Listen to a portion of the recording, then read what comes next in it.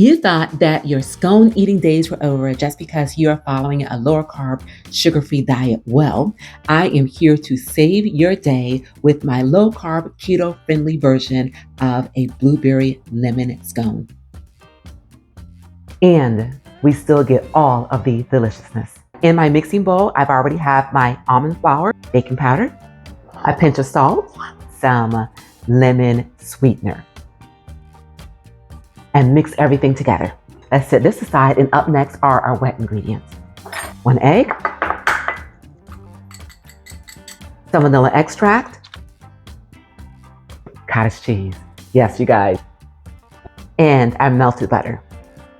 And mix all of this together. As I want to go ahead and add my blueberries to the dry mix and gently toss them in. And in goes our wet ingredients. And then gently combine the two until we have a dough. Cookie scoop, fill it up, and drop this to the center and gently pat it down as to take our pastry cutter and go right down the center.